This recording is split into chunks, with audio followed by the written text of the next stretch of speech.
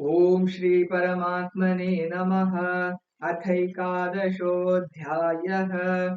विश्वरूपदर्शनयोगः।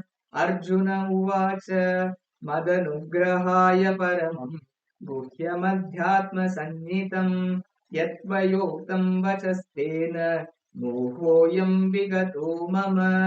भवाप्ययौ हि भूतानां श्रुतौ विस्तरशो मया त्वत्तः कमलपत्राक्ष माहात्म्यमपि चाव्ययम्।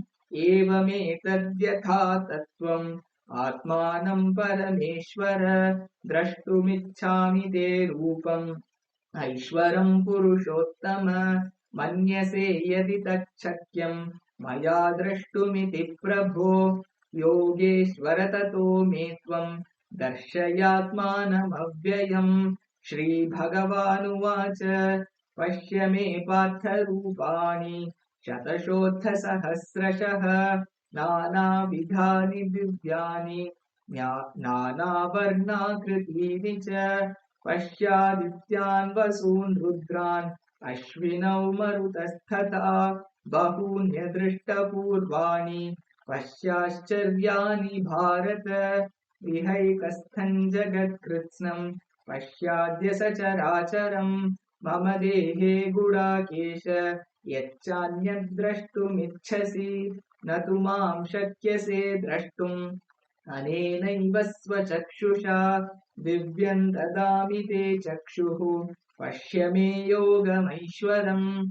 सञ्जय उवाच एवमुक्त्वा ततो राजन् महायोगेश्वरो हरिः दर्शयामास पार्थाय परमं रूपमैश्वरम् अनेकवक्त्रनयनम् अनेकाद्भुतदर्शनम् अनेकदिव्याभरणम् दिव्यानेकोद्यतायुधम् दिव्यमाल्याम्बरधरम् दिव्यगन्धानुलेपनम् सर्वाश्चर्यमयम् देवम् अनन्तम् विश्वतोमुखम्। दिवि सूर्यसहस्रस्य भवेद्युगपदुत्थिता यदि भासदृशी सा स्यात् भासस्तस्य महात्मनः। तत्रैकस्थं जगत्कृत्स्नं प्रविभक्तमनेकधा अपश्यद्देवदेवस्य शरीरे पाण्डवस्तदा। ततः स विस्मयाविष्टः हृष्टरोमा धनञ्जयः प्रणम्य शिरसा देवम् कृताञ्जलिरभाषत।